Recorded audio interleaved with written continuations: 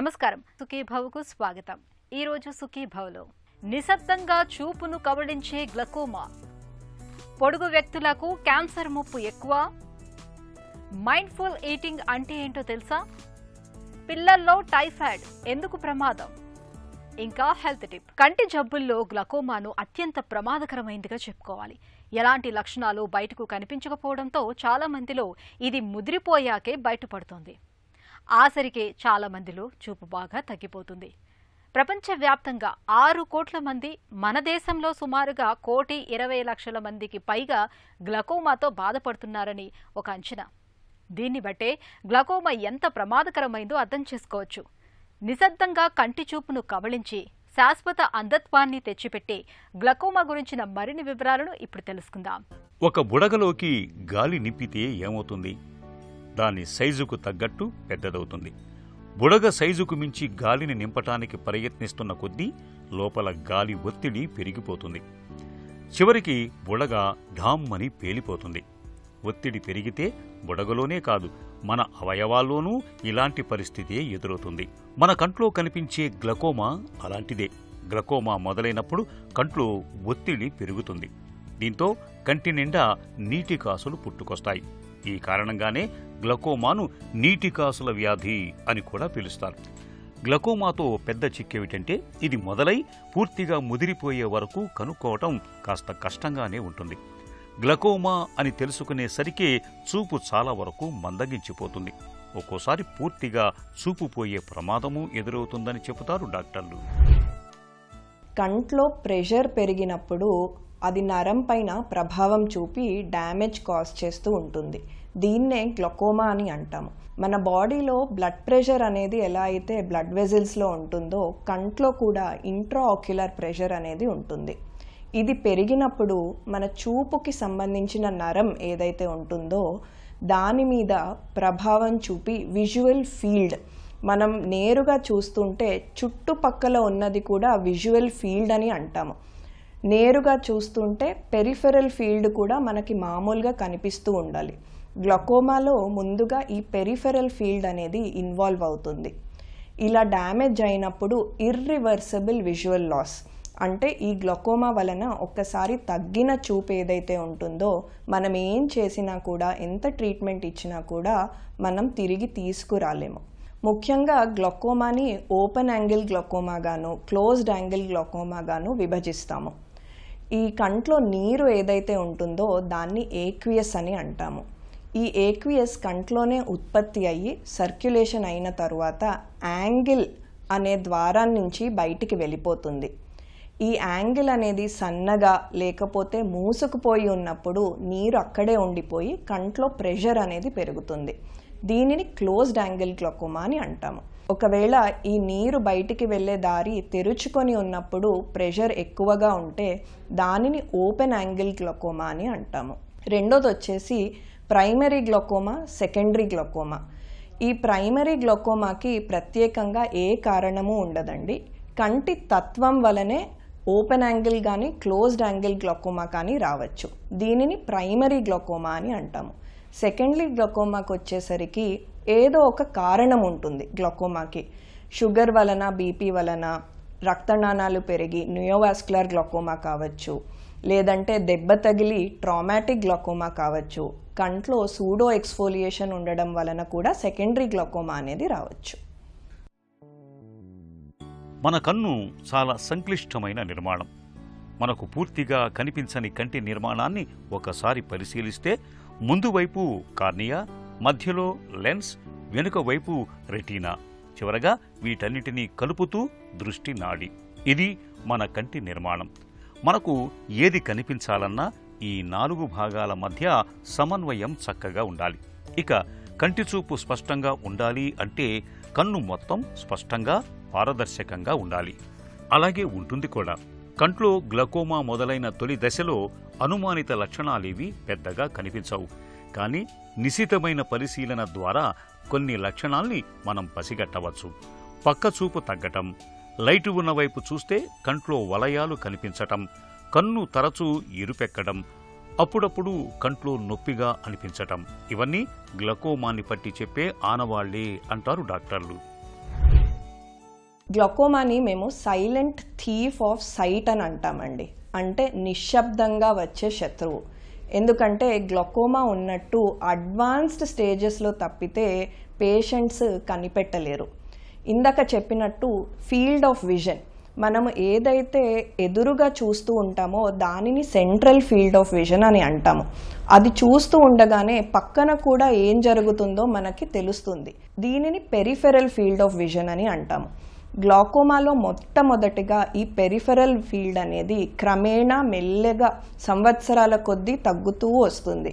ఇలా మెల్లిగా తగ్గే కొద్దీ పేషెంట్స్కి వారి కన్నులో ప్రాబ్లం ఉందనేది తెలియడం చాలా కష్టం. ఓపెన్ యాంగిల్ గ్లాకోమాలో కంటి ప్రెషర్ బాగా ఎక్కువ ఉన్నప్పుడు తలనొప్పులు, కంటి మీద బరువు పడడం లాంటి సిమ్టమ్స్ అనేవి పేషెంట్స్ గమనిస్తారు. క్లోజ్డ్ యాంగిల్కి వచ్చేసరికి కంట్లో ప్రెషర్ ఒకటేసారిగా పెరగడం వలన కళ్ళు ఎర్రగా అవ్వడము, కంట్లో బాగా నొప్పి రావడము, వాంతులు రావడము, లైట్ చూసినప్పుడు దాని చుట్టూ ఇంద్రధనస్సులాగా కలర్డ్ హాలోస్ అనేవి కనిపించడము మేము చూస్తాం. ఈ గ్లకోమా అనేది most of the time routine I examination చేసినప్పుడే మేము డయాగ్నోస్ చేస్తాము. ఈ రొటీన్ ఐ ఎగ్జామినేషన్లో నాన్ కాంటాక్ట్ టోనోమెట్రీ అనే పరికరం ద్వారా కంటిని ముట్టుకోకుండానే ప్రెషర్ని స్క్రీనింగ్ పద్ధతిలో మేము అందరికీ టెస్ట్ చేస్తాము.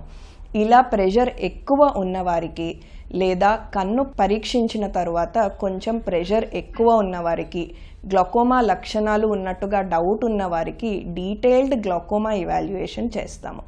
ఇలా డీటెయిల్డ్ ఇవాల్యుయేషన్లో స్లిట్ ల్యాంప్తోని గోల్డ్మెన్ అప్లనేషన్ టోనోమెట్రీ ద్వారా కంటి ప్రెషర్ను చెక్ చేస్తాము.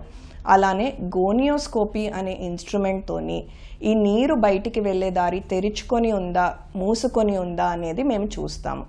తరువాత వచ్చేసి కంట్లో డ్రాప్స్ వేసేసి రెటీనాలో ఆప్టిక్ నర్వ్ హెడ్లో కప్పింగ్ లేదా గ్లకోమా వలన వేరే చేంజెస్ ఏమన్నా ఉన్నాయా అనేది మేము చూస్తాము. గ్లకోమా అని సందేహం వచ్చినప్పుడు విజువల్ ఫీల్డ్ టెస్టింగ్, పెరిఫెరల్ ఫీల్డ్ని కూడా మేము పెరిమెట్రీ అనే పరికరం ద్వారా విజువల్ ఫీల్డ్ని చెక్ చేస్తాము. అర్లియస్ట్ స్టేజ్లో గ్లకోమాని కనుక్కోవడానికి ఓసిటీ, ఆప్టికల్ కోహరెన్స్ టోమోగ్రఫీ అనే ఇన్స్ట్రుమెంట్ ద్వారా retinal nerve fibre layer thickness మేము చెక్ చేస్తాము. ఇది ఏమాత్రం తక్కువగా ఉన్న గ్లకోమాని ఎర్లీ స్టేజెస్లో డయాగ్నోస్ చేయడానికి మాకు అవకాశం ఉంటుంది. కంట్లో గ్లకోమా రావటానికి స్పష్టమైన కారణాలేవీ కనిపించకపోతే దాన్ని ప్రైమరీ గ్లకోమా అని, కంటి జబ్బులు, దెబ్బలు, గాయాల మూలంగా, స్టిరాయిడ్ మందుల మూలంగా గ్లకోమా మొదలైతే దాన్ని సెకండరీ గ్లకోమా అని పిలుస్తారు. గ్లకోమా ఎక్కువగా 40 ఏళ్ల తర్వాతే కనిపిస్తూ ఉంటుంది. కొంతమందిలో గ్లకోమా అనేది వంశపారంపర్యంగా కూడా రావచ్చు. ఇక షుగర్, హై బీపీ, గుండె జబ్బులతో బాధపడే వాళ్లకు సైతం గ్లకోమా వచ్చే అవకాశాలు ఎక్కువగా ఉంటాయి. గ్లకోమా మొదలైన తర్వాత చూపు క్రమంగా తగ్గిపోతూ ఉంటుంది. గ్లకోమాను గుర్తించి చికిత్స మొదలుపెట్టినప్పటికీ అప్పటికే పోయిన చూపును తిరిగి తీసుకురాలేం. అందుకే గ్లకోమాను సాధ్యమైనంత త్వరగా తొలి దశలోనే గుర్తించాలి. గ్లకోమాను సాధారణంగా air puff, tonometry, dilatation, perimetry పరీక్షల సాయంతో గుర్తిస్తూ ఉంటారు. ఈ గ్లకోమా అనేది ఫస్ట్ ఓపెన్ యాంగిలా లేదా క్లోజ్డ్ యాంగిల్ గ్లకోమానా అనేది మనం చూసుకోవాలి. ఇది కాకుండా గ్లకోమా వేరే ఏదన్నా ప్రాబ్లం వలన వస్తుందా, సెకండరీ గ్లకోమా అనేదా అని కూడా మనం చూసుకోవాలి. ఒకవేళ ఈ నీరు వెళ్ళే దారి సన్నగా ఉంది, క్లోజ్డ్ యాంగిల్ గ్లకోమా అయితే ఒక లేజర్ ప్రొసీజర్ ద్వారా ఆ నీరు వెళ్ళే దారిని కొంచెం పెద్దదిగా చేస్తాము. దీనినే లేజర్ ఐరిడాటమీ అని అంటాము. కొంతమందికి కంట్లో ఏమీ సిమ్టమ్స్ లేకుండానే, ప్రెషర్ కూడా పెరగకుండానే ఈ నీరు వెళ్ళే దారి సన్నగా ఉంటుంది. ఫ్యూచర్లో ప్రాబ్లమ్స్ రాకుండా ఉండకూడదని వీరికి కూడా మేము ప్రొఫైలాక్టిక్గా, ప్రివెంటివ్గా లేజర్ ఐరిడాటమీ అనేది అప్పుడప్పుడు చేస్తాము. రెండోది వచ్చేసి ఏదన్నా కారణం వలన సెకండరీ గ్లకోమా ఉంది అని తెలిసినప్పుడు ఆ ప్రాబ్లంని ముందుగా ట్రీట్మెంట్ చేయవలసిన అవసరం ఉంటుంది. ఈ తరువాత ప్రెషర్ని తగ్గించడానికి మేము కంటి చుక్కల మందులు ఇస్తాము, ఐ డ్రాప్స్ ఇస్తాము. ఈ ఐ డ్రాప్స్ అనేది జీవితాంతం వాడాల్సి ఉంటుంది. ఈ డ్రాప్స్తోని కూడా ప్రెషర్ కంట్రోల్ అవ్వకపోతే సర్జరీ రూపంలో మేము ప్రెషర్ని తగ్గిస్తాము. పరీక్షల్లో గ్లకోమా అని నిర్ధారణ అయిన తర్వాత అది ఏ దశలో ఉంది, దృష్టి నాడి ఏ మేరకు దెబ్బతింది అన్న విషయాలను బట్టి చికిత్స ఉంటుంది. పుట్టుకతోటి గ్లకోమా ఉన్నప్పుడు సర్జరీ చేయటం తప్ప మరో పరిష్కారం లేదు. ఇతరత్ర కారణాల మూలంగా గ్లకోమా మొదలైనప్పుడు సాధారణంగా బీటా బ్లాకర్స్, ఆల్ఫా అడ్రినెర్జిక్, ప్రోస్టోగ్లాండిన్ అనలోగోస్ మందులు వాడటం ద్వారా ఒత్తిడిని తగ్గించేందుకు ప్రయత్నిస్తారు. వీటితో కూడా ఫలితం లేనప్పుడు ఇరిడోటమీ అనే సర్జరీ ద్వారా కంట్లో చిన్న రంధ్రం చేసి నీటి కాసుల్లోని ఒత్తిడిని తొలగిస్తారు. లేజర్ల రాకతో ఇప్పుడు ఎలాంటి రంధ్రం చేయకుండానే కంటి లోపల ఒత్తిడిని తొలగించటం సాధ్యపడుతోంది. హైబీపీ, షుగర్ జబ్బులు మాదిరే గ్లకోమాకు శాశ్వత చికిత్స అంటూ ఏదీ లేదు. గ్లకోమాను కేవలం అదుపులో మాత్రమే ఉంచుకోగలం. గ్లకోమా బారిన పడ్డాక దాన్ని అదుపులో ఉంచుకోవటానికి క్రమం తప్పకుండా కంటి పరీక్షలు చేయించుకుంటూ ఉండాలి. గ్లకోమా లేనప్పటికీ 40 ఏళ్ల తర్వాత ఏడాదికోసారైనా కంటి పరీక్షలు చేయించుకుంటూ ఉంటే గ్లకోమాను మనం చాలా వరకు నివారించుకోవచ్చు. హెల్త్ న్యూస్ మీకోసం. క్యాన్సర్ రావడానికి చాలా కారణాలే ఉంటాయి. అయితే మన శరీర ఎత్తు కూడా ఒక కారణమే అంటే వినటానికి ఆశ్చర్యంగా అనిపిస్తుంది. కానీ ఇందులో వాస్తవం ఉందంటున్నారు పరిశోధకులు. మనిషి పొడవుకు క్యాన్సర్ వచ్చే అవకాశాలకు సంబంధం ఉందని అమెరికాలోని క్యాన్సర్ రీసెర్చ్ ఫండ్కు చెందిన అధ్యయనం పేర్కొంటోంది. పొడవుగా ఉండే వాళ్లలో ప్యాంక్రియాస్, పెద్దపేగు, ఎండోమెట్రియం, అండాశయాలు, ప్రోస్టేట్, కిడ్నీ, చర్మ, బ్రెస్ట్ సంబంధిత క్యాన్సర్లు వచ్చే అవకాశాలు ఎక్కువగా ఉంటాయని పరిశోధకులు చెబుతున్నారు. మన శరీరంలో పాత కణాల స్థానంలో కొత్త కణాలు పుట్టుకొచ్చేందుకు వీలుగా కణ విభజన జరుగుతుందన్న విషయం మనకు తెలిసిందే. ఈ క్రమంలో సహజంగా జరిగే కొన్ని పొరపాట్ల కారణంగా ప్రమాదకరమైన జన్యువులు పుట్టుకొస్తాయి. ఇవి క్యాన్సర్కు దారితీస్తాయి. అయితే పొట్టివారి కంటే పొడవుగా ఉన్న వ్యక్తుల్లో కణాల సంఖ్య ఎక్కువగా ఉంటుంది. కాబట్టి క్యాన్సర్ కారక కణాలు పుట్టుకొచ్చే అవకాశం ఎక్కువని వైద్య రంగంలో ఒక సిద్ధాంతం ప్రచారంలో ఉంది. ఒక మహిళ కంటే పురుషులకు క్యాన్సర్ ప్రమాదం ఎక్కువగా ఉండటం ఈ సిద్ధాంతానికి బలం చేకూరుస్తుంది. మహిళల కంటే పురుషుల సగటు ఎత్తు ఎక్కువ కాబట్టి క్యాన్సర్ అవకాశాలు పెరిగి ఉండొచ్చని శాస్త్రవేత్తలు భావిస్తున్నారు. అయితే క్యాన్సర్కు పొడవుకు సంబంధం ఉన్నప్పటికీ దాని తీవ్రత తక్కువగానే ఉంటున్నట్లు అధ్యయనాలు చెబుతున్నాయి. కాబట్టి క్యాన్సర్కు ఇతర అంశాలు ప్రధాన పాత్ర పోషిస్తాయని శాస్త్రవేత్తలు చెబుతున్నారు. ఇక నిపుణుల ప్రకారం క్యాన్సర్ ముప్పును తగ్గించుకునేందుకు ఆరోగ్యకరమైన జీవనశైలిని పాటించాలి. పండ్లు, కూరగాయలు, ఆకుకూరలు, పప్పు దినుసులతో కూడిన సమతుల ఆహారాన్ని తీసుకోవాలి. వారానికి కనీసం 2.5 గంటల పాటైనా వ్యాయామం చేయాలి. పొగ, మద్యం అలవాట్లకు దూరంగా ఉండాలి. ఎక్కువగా ఎండలో గడపాలి. ఈ జాగ్రత్తలు తీసుకోవడం ద్వారా క్యాన్సర్ల ముప్పును గణనీయంగా తగ్గించుకోవచ్చని పరిశోధకులు సూచిస్తున్నారు. మనలో కొంతమంది అతిగా తినడానికి అలవాటు పడితే మరికొందరేమో అసలు తిండి తింటున్నారా లేదా అన్నట్టుగా ఉంటారు. ఆహార విషయంలో ఈ 2 రకాల ధోరణులు సరికాదంటారు నిపుణులు. మన శరీరానికి ఎంత అవసరమో అంతే తినాలి. ఎంత మంచి ఆహారమైనా అతిగా తింటే దాంతో మనకు లాభం కన్నా నష్టమే ఎక్కువ జరుగుతుంది. అందుకే వేటిని తినాలి, ఎంత తినాలి అన్నవి 2 కూడా కీలకమైన ప్రశ్నలే. ఆహార పదార్థాల ఎంపిక దగ్గర నుంచి పరిమాణము వరకు ఏవేవి ఎంత ఉండాలన్న అంశాలపై మనం కొద్దిగా బుర్ర పెట్టాల్సి ఉంటుంది. ఈ రకమైన ఎంపికల్ని మైండ్ఫుల్ ఈటింగ్గా పిలుస్తారు. శరీరానికి, మనసుకు ఎంతగానో మేలు చేసే మైండ్ఫుల్ ఈటింగ్ గురించిన పూర్తి వివరాలని ఇప్పుడు తెలుసుకుందాం. ఇప్పుడు మైండ్ఫుల్ అంటే జాగ్రత్త. కొంతమంది ఏం తింటున్నాను అని పొద్దున్నుంచి సాయంకాలం ఇది తిన్నాం, ఇది తినచ్చా, ఇంత తినాలా, ఇంత తక్కువ అని ఆలోచించుకుంటూ తింటారు. రెండోది ఏంటంటే కొంతమంది ఏదుంటే అది తినేద్దాం, లెట్ ఇట్ గో అన్నట్లు కొంతమంది ఉంటారు. ఈ అన్ని రకాలను మైండ్ఫుల్ ఈటింగ్లో వస్తాయి. ఇందులో ఎన్నో రకాల డైట్స్ యాడ్ అవుతూ ఉన్నాయి. యాస్కిన్ అని, డాష్ అని, మెడిటేరియన్ అని రకరకాల డైట్స్ ఫాలో అవుతారు. కానీ టైమింగ్స్ మార్చుకుంటూ ఉంటారు. 300 గ్రాములు గింజ ధాన్యాలు తినాలంటే మైండ్ఫుల్ ఈటింగ్ ఏంటి, ఆ 300 కాదు 150 తింటాం. పొద్దున 50 తినాలి, సాయంకాలం 50 తినాలి, మూడో పూట 50 తినాలని అది ఆలోచించుకుంటూ అది 50 ఉందా లేదా, ఒక కటోరీ ఉందా, ఒక చపాతీ ఉందా ఆలోచించుకుంటూ తింటారు. ఇది కంటిన్యూస్గా కంట్రోల్ చేసుకుంటూ తిన్నదాన్ని మైండ్ఫుల్ ఈటింగ్ అంటారు. ఇందులో కొన్ని ఉపయోగాలు ఉన్నాయి, కొన్ని అనర్థాలు ఉన్నాయి. ముఖ్యంగా ఎక్కువ కాన్సన్ట్రేషన్ చేయడం వలన మనకు కావలసిన పోషక పదార్థాలు శరీరానికి లభ్యం కాకపోవచ్చు. ఇప్పుడు కొత్తగా వస్తుంది కొన్ని రకాల కొత్త డైట్, మైండ్ఫుల్ డైట్ అని. అదేం చేస్తారంటే పొద్దున్నేమో కాఫీ తాగుతారు, మళ్ళీ ఇంకేం లేదు. మళ్ళీ మధ్యాహ్నం ఏమో వెజిటబుల్స్ అన్నీ బాయిల్డ్ వెజిటబుల్స్ సాలెడ్లా తింటారు. 4 గంటలకు ఒక కోడిగుడ్డు ఏదో తింటారు. మళ్ళీ రాత్రి మళ్ళీ ఒక కాఫీ తాగుతారు. నార్మల్గా ఏంటంటే ఒక బ్యాలెన్స్డ్ డైట్, ఏ వయసుకి ఏ చేసే పనికి శారీరక స్థితిని బట్టి మనం తినవలసిన ఆహారం దాన్ని బ్యాలెన్స్ డైట్ అంటాం. అది జాగ్రత్తగా సంపాదించాలి. దాని ప్రకారంగా మనం వాడుకోవడం చాలా మంచిది. అంతేగాని బరువు పెరిగిపోతాం, వారం రోజుల్లో తగ్గిపోవాలని చెప్పి కొంతమంది అంటే హై ప్రోటీన్ డైట్ తినాలంటారు. అంటే ఒక 60 గ్రామ్స్ ప్రోటీన్స్, 60 గ్రామ్స్ ఫ్యాట్. అంటే ఏంటి, కిడ్నీస్ని మీరు లోడ్ చేసేస్తున్నారు ప్రోటీన్స్ తోటి, తర్వాత ఫ్యాట్ ఎక్కువైపోతుంది. దానివల్ల కిడ్నీస్ దెబ్బతినేస్తాయి ఓవర్ పీరియడ్ ఆఫ్ టైం. చాలామంది ఇలాగా తిన్న వాళ్ళందరూ డయాలసిస్కి పోతూ ఉంటారు, కిడ్నీస్ దెబ్బతినేసి డయాలసిస్కి వెళ్తుంటారు. అందుకని మైండ్ఫుల్ ఈటింగ్ ఆలోచించి తినాలి. అట్ ద సేమ్ టైం మన శరీర అవసరాల ప్రకారంగా మనకి ఎంత కావాలో, మన వయసు, మన యొక్క చేసే పని స్థితిని బట్టి, దాన్ని బట్టి మనం విభజించుకుంటూ తినవలసిన అవసరం ఉన్నది. పిల్లలకు చీటికి మాటికి జలుబు చేయటం, జ్వరం రావటం మామూలే. కొద్దిపాటి చికిత్సలతో ఇవి త్వరగానే తగ్గిపోతూ ఉంటాయి. అయితే కొన్ని రకాల జ్వరాల విషయంలో మాత్రం జగమొంటిగా మారి పిల్లల్ని వేధిస్తూ ఉంటాయి. టైఫాయిడ్ అలాంటిదే. కలుషితమైన ఆహారం, పానీయాల మూలంగా వచ్చే టైఫాయిడ్ జ్వరం పిల్లల్ని బాగా ఇబ్బంది పెడుతూ ఉంటుంది. జ్వరంతో పాటు కడుపు నొప్పి, వాంతులు, వికారం వంటి బాధలు కూడా ఉంటాయి. ఈ జ్వరాన్ని నిర్లక్ష్యం చేస్తే అది పేగుల్ని దెబ్బతీసే ప్రమాదం కూడా ఉంటుంది. ఈ నేపథ్యంలో పిల్లల్లో టైఫాయిడ్ జ్వరం గురించిన పూర్తి వివరాల్ని డాక్టర్ని అడిగి ఇప్పుడు తెలుసుకుందాం. పిల్లలకు టైఫాయిడ్ జ్వరం ఎలా వస్తుంది? పిల్లల్లో టైఫాయిడ్ జ్వరం అనేది నార్మల్గా వచ్చేది మెయిన్ రీజన్ వాటర్, ఫుడ్ ద్వారా అండి. అది దోమకాటు వల్ల కాదు. చాలామందికి ఉండే మిస్కన్సెప్షన్ ఏంటంటే టైఫాయిడ్ కూడా దోమకాటు, డెంగీ లాగానే కాదు. మనం తినే ఫుడ్ అన్కంటామినేటెడ్ అంటే కవర్ చేయని ఇది వల్ల. సో ఆ బ్యాక్టీరియా ఏంటంటే సాల్మోనెల్లా టైఫీ ఆర్ పారాటైఫీ అంటాము.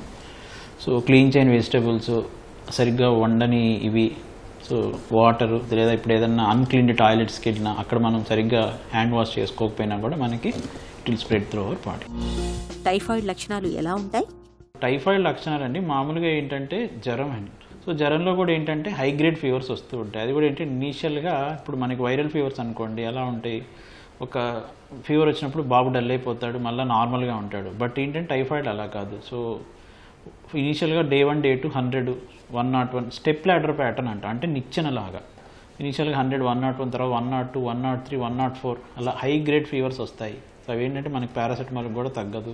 సెకండ్ ఏంటంటే ఫీవర్స్ చాలా ఎక్కువ రోజులు ఉంటాయి. మామూలుగా ఏంటంటే ఇప్పుడు మనకి డెంగీలు అనుకోండి 3-4 జ్వరం వచ్చి తగ్గిపోతుంది, ఇంకొక fever, viral fever 3-4 days. But typhoid ఏంటంటే ఒక్కొక్కసారి 7-8 డేస్ కూడా మనకు అలా ఫీవర్స్ ఉంటాయి. సో ఫీవర్తో పాటు కొంచెం ర్యాష్ లాగా వస్తుంది, కొంతమందికి వాంతులు అవుతాయి, కొంతమంది పొట్టనొప్పి అని చెప్తారు, ఇంకొంతమందికి విరోచనాలు అవుతాయి. సో ఇవన్నీ కూడా టైఫాయిడ్ యొక్క లక్షణాలు. పిల్లలకు టైఫాయిడ్ ఎందుకు ప్రమాదకరం? సో టైఫాయిడ్ వల్ల ఏంటంటే main multi organ involvement, brain effect అవ్వచ్చు, హార్ట్ ఎఫెక్ట్ అవ్వచ్చు, గాల్ బ్లాడర్ ఎఫెక్ట్ అవ్వచ్చు, కొంతమందికి ప్యాంక్రియాస్ ఎఫెక్ట్ అవ్వచ్చు. సో ఇలా మల్టిపుల్ ఆర్గాన్ ఇన్వాల్వ్మెంట్ ఉండేసరికి ఏంటంటే మనకి ట్రీట్మెంట్ అనేది కొంచెం తొందరగా స్టార్ట్ చేయాలి, యాంటీబయాటిక్ డ్యూరేషన్ అది ఎక్కువ ఇవ్వాల్సి ఉంటుంది. సో ఇవన్నీ కాంప్లికేషన్స్ ఉండటం వల్ల high risk with typhoid fever. Typhoid జ్వరాన్ని ఎలా నిర్ధారించుకుంటారు? యూజువల్గా ఏంటంటే ఇంట్రో చెక్ అనేది యాంటీజెన్ టెస్ట్ అండి, వైరాల్ టెస్ట్ ఒకటి చేస్తాము. మెయిన్ డయాగ్నోస్టిక్ అంటే దానికి కంపల్సరీ మనకి ఇది అనేది ఏంటంటే టైట్రస్. సో దాంట్లో టైఫీ, పారాటైఫీ అని ఉంటుంది. సో యూజువల్గా 1:160 కంటే ఎక్కువ ఉంటే కనుక మనకి టైఫాయిడ్ టెస్ట్ అనేది డయాగ్నోస్ చేయొచ్చు. రెండోది వచ్చేసి ఏంటంటే బ్లడ్ కల్చర్ టెస్ట్ ఒకటి పంపిస్తాము. సో యూజువల్గా సాల్మోనెల్లా అనే బ్యాక్టీరియా ఏంటంటే ఎటువంటి బ్లడ్ కల్చర్లో అయినా సరే మనకి పెరుగుతుంది. సో బ్లడ్ కల్చర్ టెస్ట్ చేసినాక మనకి దాంట్లో కనుక వచ్చింది అంటే యూజువల్గా సాల్మోనెల్లా బ్యాక్టీరియా అనేది గ్రో అవుతుందంటే definitely it is typhoid fever. అదొకటి. రెండోది బ్లడ్ టెస్ట్ రూపంలో చేసుకోవచ్చు, యూరిన్ టెస్ట్, స్టూల్ టెస్ట్లో కూడా చేస్తారు. But depending upon the bacteria అవుతుంది. But more common blood test అండి, దాంట్లో కూడా ఇంట్రో చెక్, వైడాల్ అని చెప్పి చేస్తాం. పిల్లల్లో టైఫాయిడ్ జ్వరానికి చికిత్స ఎలా ఉంటుంది? పిల్లల్లో టైఫాయిడ్ జ్వరానికి చికిత్స అంటే ఒకటి యాంటీబయాటిక్స్ అండి మెయిన్. దాంట్లో యాంటీబయాటిక్స్ కూడా ఏంటంటే మేము ఈ మధ్య చాలాసార్లు చూస్తున్నాము, మనకి 1 వీక్ ఇచ్చినా కూడా ఫీవర్స్ అనేవి సబ్సైడ్ అవ్వవు. డ్రగ్ ఆఫ్ చాయిస్ సెఫ్ట్రాక్సోన్ అని చెప్పి పెడతామండి, ఐవి అంటే ఇంట్రావీనస్, నరం ద్వారా ఎక్కిచ్చేది. సో ఓవరాల్గా అయితే కనుక మనకు వేరే మందులు యూస్ చేసుకోవచ్చు. బట్ ఒక్కొక్కసారి ఏంటంటే మనకి ఈ యాంటీబయాటిక్ రెసిస్టెన్స్ అంటే మనం 1 వీక్ ఇచ్చాము బట్ అయినా కూడా తగ్గలేదు అన్నప్పుడు మనం నెక్స్ట్ డ్రగ్ మిరోపెనమ్ కానీ ఎజిట్రియోనోమ్ అనే డ్రగ్ ఉంటుంది ఒకటి. సో దానికి వెళ్ళాల్సిన పరిస్థితి అయితే ఉంటుంది. నెక్స్ట్ ఇది ట్రీట్మెంట్ పరంగా సపోర్టివ్ ట్రీట్మెంట్ ఏంటంటే మనకి ఫీవర్ వచ్చింది, దానికి పారాసెటమాల్ ఇవ్వటం, హైడ్రేషన్ స్టేటస్, వాటర్ ఎక్కువ తాపించడం, పెయిన్ అబ్డామిన్, కొంచెం గ్యాస్ట్రైటిస్ దానికి వేరే ప్యాంటోప్రజోల్ అట్లా ఇంజెక్షన్స్ ఇవ్వటం, ఇవి సపోర్టివ్ మెడికేషన్స్ అంటాం. బట్ మెయిన్ ట్రీట్మెంట్ అయితే యాంటీబయాటిక్స్. ఓరల్కి తగ్గొచ్చండి ఒక్కొక్కసారి, ఓరల్ ఇచ్చేది సెఫిక్జైమ్ అంటాము, బట్ ఐవీ యాంటీబయాటిక్ కూడా ఒక్కొక్కసారి కొన్ని పరిస్థితుల్లో ఇవ్వాల్సి ఉంటుంది. టైఫాయిడ్ జ్వరాన్ని నివారించుకోవటం ఎలా? వెజిటబుల్స్ సరిగ్గా క్లీన్ చేసుకొని నెక్స్ట్ వండేటప్పుడు పూర్తిగా ఉడికినవి తినాలి. రెండు, ఏదైనా మనం బయట పబ్లిక్ టాయిలెట్స్కి అట్లా వెళ్ళినప్పుడు యూస్ చేసుకున్నాక శుభ్రంగా చేతులు అది కడుక్కోవాలి. రెండు, మనం ఏదన్నా ఇప్పుడు బయట వాటర్ తాగేటప్పుడు ఏ వాటర్ పెడితే ఆ వాటర్ కాకుండా కొంచెం మనకి మినరల్ వాటర్ కానీ లేదా ఆ వాటర్ని వేడి చేసుకొని గోరువెచ్చటి నీళ్ళు తాగటం ఉన్నప్పుడు ఏంటంటే మనకి ఆ బ్యాక్టీరియా అనేది ఇదవుతుంది.